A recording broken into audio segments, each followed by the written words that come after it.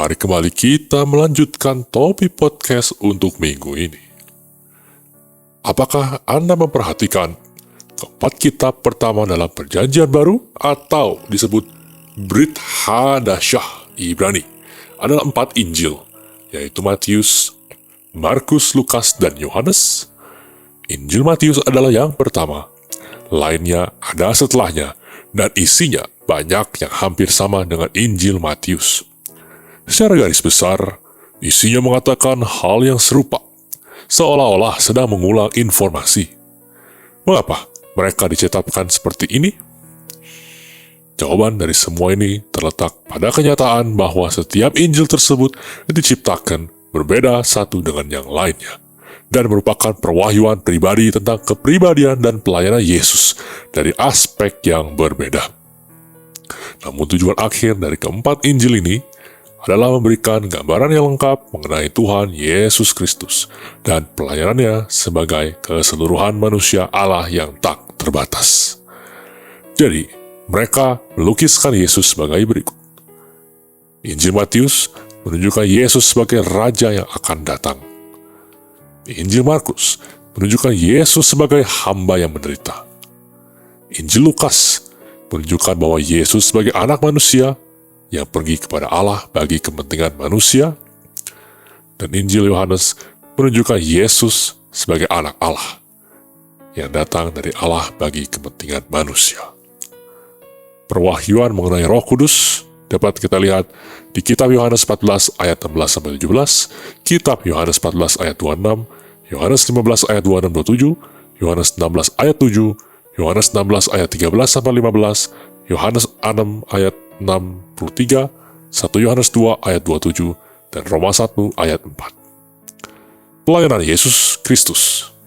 Nama Ibrani, Hashem dari Tuhan Yesus Kristus, Yeshua, berarti akulah keselamatan.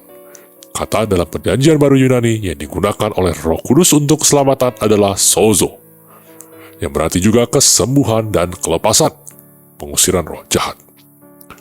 Jika Anda menyediakan waktu untuk menyelidiki pelayanan Tuhan Yesus Kristus dengan cara mengambil semua ayat-ayat dalam kitab perjanjian baru dan membaginya serta mengelompokkannya ke dalam keselamatan, kesembuhan, atau pelepasan, Anda akan menemukan kira-kira sepertiga dari perjanjian baru berbicara mengenai keselamatan, sepertiga berbicara mengenai kesembuhan, dan sepertiga lagi berbicara mengenai kelepasan.